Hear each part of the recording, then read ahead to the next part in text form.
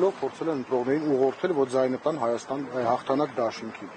Այդ նույն հոդվածով բոլորին կարող են, բոլորին, ով իր ձայնը տվել է 10,051 անձին, կարող են քրեական հետապնդման ենթարկել, որ ինքը ընտրել է հաղթանակ դաշինքին, վստահ եմ յուրաքանչյուր ընտրողել գոնե իր ընտանիքի անդամին կամ իր եղբորը կամ քեռու տղային հաստատ ասել է, ես կոչ եմ անում, ես ինքս էլ մեր թիմով բոլոր քարոզարշավի բոլոր օրերին բարձրաձայն լրատվամիջոցների աչքի առաջ ասել ենք ձեր ձայնը կոչ ենք անում, որպեսզի տաք հաղթանակ դաշինքի։ Պահպանջական, չգիտեմ, այս հարցը հնչել է արդեն թե չէ, քննչական կոմիտեն դեռ չի մեկնաբանում լրատվամիջոցներին թե ինչ է կատարվում, բայց Նիկոլ Փաշինյանի ընտանիքին պատկանող հայկական ժամանակում են որոշակի տեղեկություններ հայտնվել, որ հաղթանակ դաշինքը ընտրությունների ժամանակ փորձել է տարբեր մեթոդներով ազդել ընտրողների կամքի վրա, իրենց տեղեկություններով կամ ձայնագրություններ։ Տեղյակ եք ինչի մասին է խոսքը։ Տեղյակ չեմ, փաստաբանները նորից ասում եմ թող այդ մասով խոսան, տարբեր մեթոդներով փորձել են ազդել, ինչ է նշանակում։ Մենք ոչ իշխանություն ենք ունեցել, ոչ որևէ մեկը մեզանից եղել է իշխանական մաս, ինչ որ ազդեցություն ունենա մարդու վրա, ազդեցություն ունենալու մարդուն պարտադրելու, արդյոք պարզապես կոչ են արել, իրենք ընդգրկված են եղել թիմում, կոչ են արել ձայնը տալ հաղթանակ դաշինքի, ինչ կա դրա մեջ։ Ես ասում եմ, կարելի է բոլորին այդ հոդվածով ձերբակալել։ Տեսեք, եթե չկա կաշառքի հոդված, կա մեկ այլ հոդված,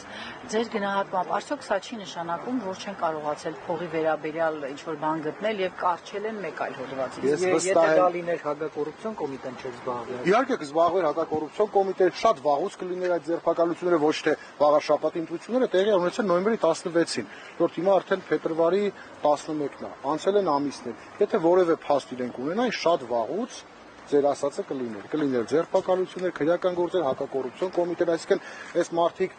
ամբողջ իրենց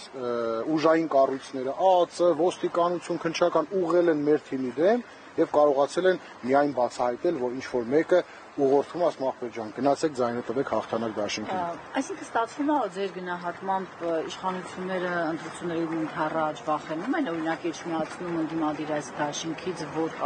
կարող է գուցեև այստեղ իշխանությունը բավարարչափով ձայներ չհավաքի։ Բնական, որովհետև մենք ընտրությունների արդյունքները տեսել ենք, չէ՞, մենք 30,000 ընտրողից հավաքել ենք 10,000 ձայն։ Իրենք իրենց վախերն ունեն, այս վախերը հիմա դրսևորում են ընդառաջ ազգային ժողովի հունիսի 7-ին տեղի ունեցող ազգային ժողովի ընտրություններից առաջ, բնականաբար սա քաղաքական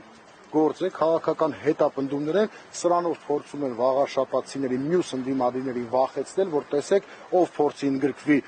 նախընտրական քարոզչությունների մեջ, ով փորձի իր կարծիք հայտնվելու է այս օրում։ Սա նաև ուզում են իրենք այս վախի մթնոլորտը տարածել նաև ամբողջ Հայաստանի Հանրապետությունում, բայց չեմ կարծում սա իրենց համար ցանկալի արդյունք ամեն դեպքում տալու, սա հակառակ արդյունքն է տալու, մարդկանց ավելի ջղայնացնում են, ավելի գազազացնում, ավելի իրենց ստոր կերպարը բացահայտում են։ Չնայած իրենց ստոր կերպարը բացահայտելու կարիք կարծում եմ այլևս չկա, շատ վաղուց բացահայտված է։